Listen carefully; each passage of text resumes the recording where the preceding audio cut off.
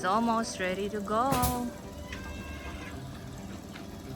They're still loading at the moment. Like in this level, we usually have 1,600 load, 1,600 pieces of coconuts. And like this harvest, we have like if we generalize how it looks, even the old ones, we have the average size of a medium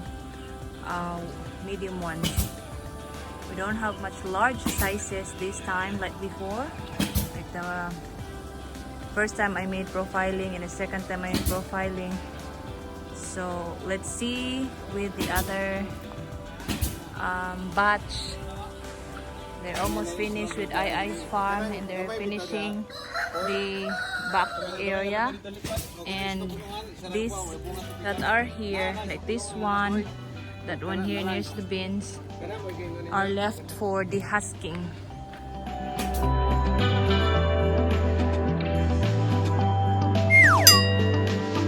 Hello guys! Parrot, you want to tackle? Hello! Hello YouTube land. It's another hot day here in the farm, and we are still working on our coconut harvest. We are on our second load of dehusked coconuts. So let's get on to part 3 of our coconut profiling. So for this year guys, it's my third time to get profile for our coconuts in the farm. This time, like I just want to give a brief description for our coconuts harvest this time. We don't have like huge coconuts like we had before, but there's so many that are, it's like maybe 30% of the sizes. Like before it was just like 15 to 20% big sizes, like really super big. This time it's not super big, it's between, you know, like between large and XL size. Yeah, so let's see if our like how we'll look at the physical appearance of our coconut will match with our previous data.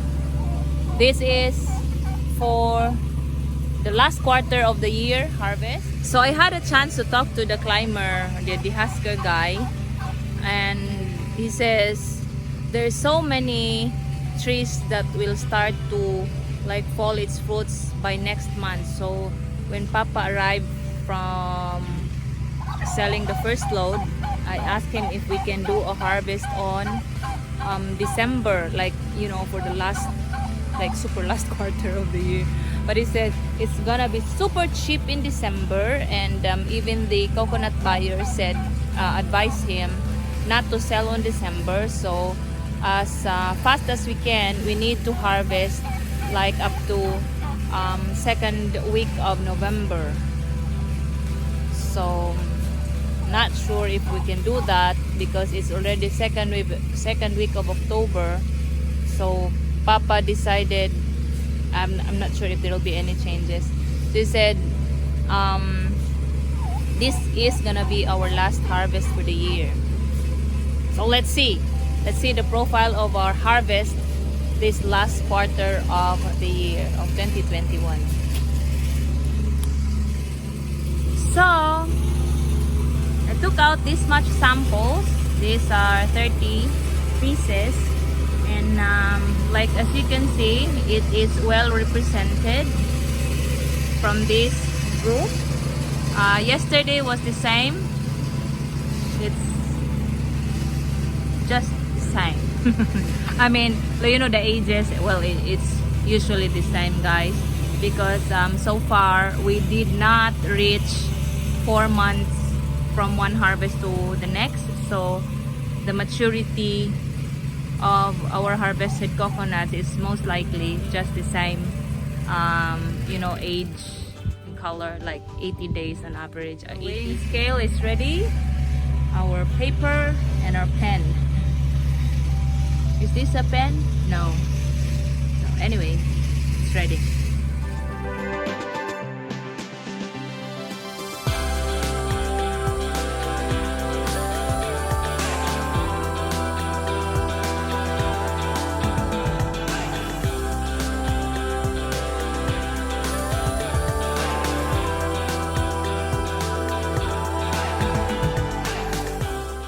So this is the last one. I'm quite amazed, guys, because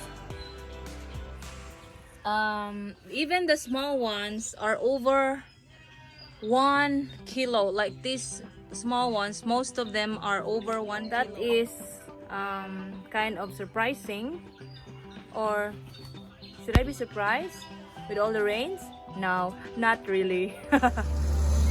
So still a lot of works here, guys, and we have computed our average weight for this thing over here. We covered this because once the husk coconut can feel the heat of the day, it cracks, and it has cracked coconuts has a different price at the buying station. So we just have to have a good tarpaulin like this one, so we won't have rejects at the trader or the buying station.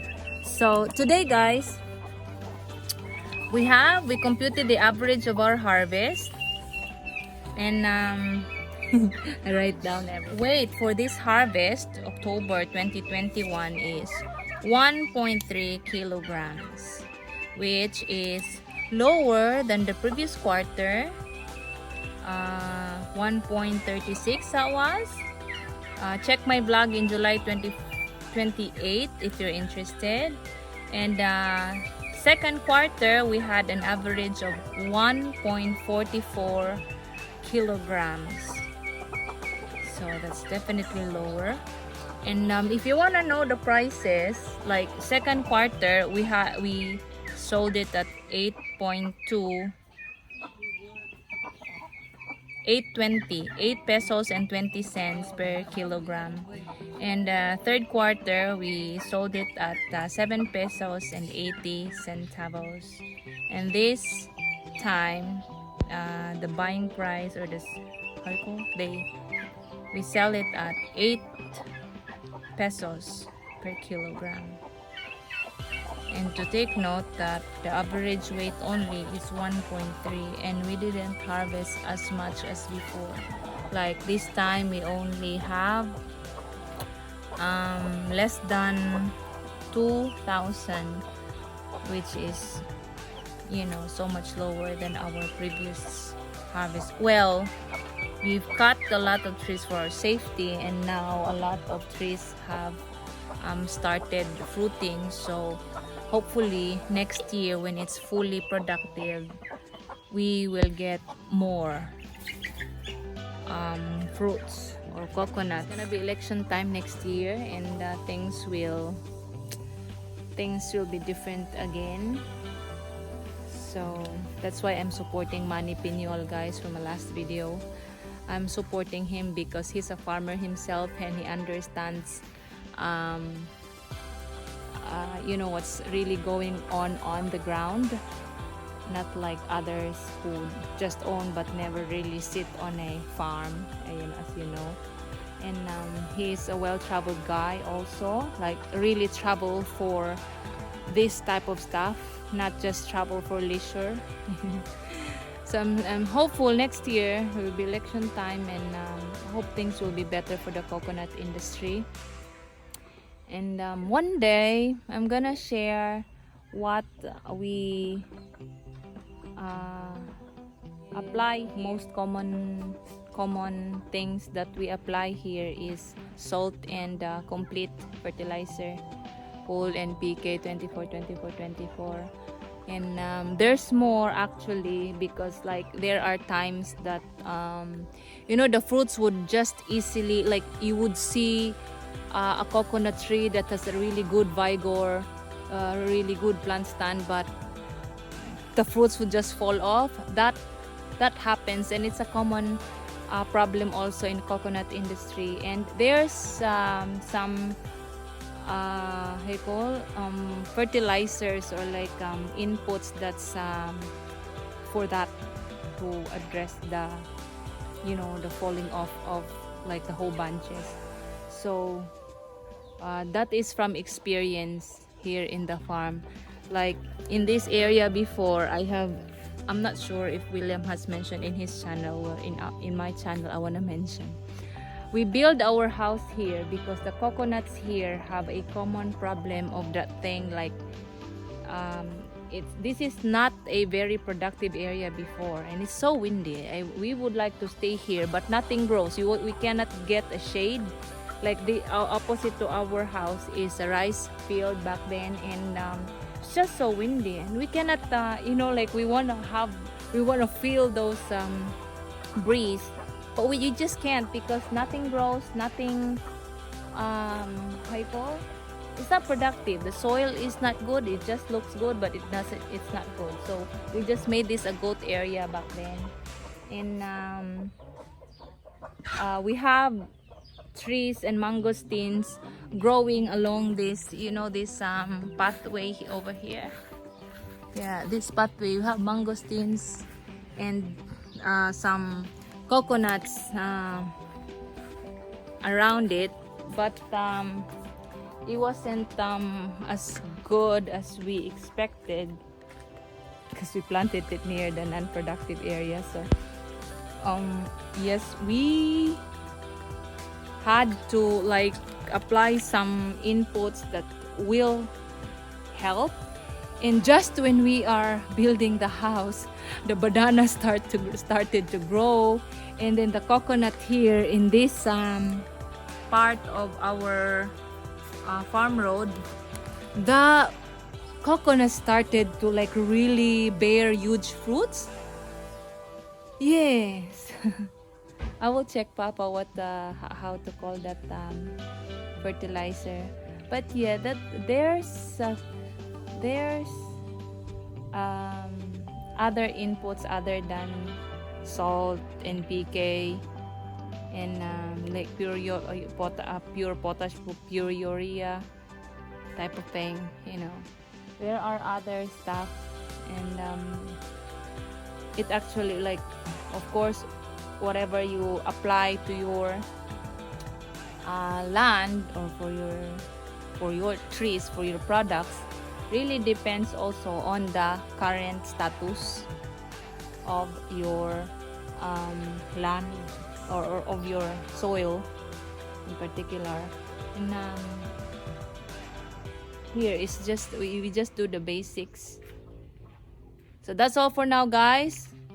Cooking time again. Thank you for watching.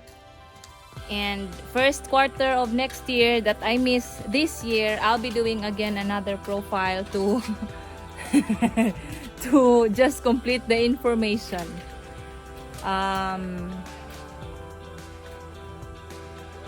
Last year and this year is almost the same weather, so I hope it will also represent the first quarter of next year, or really the first quarter of every year. Bye!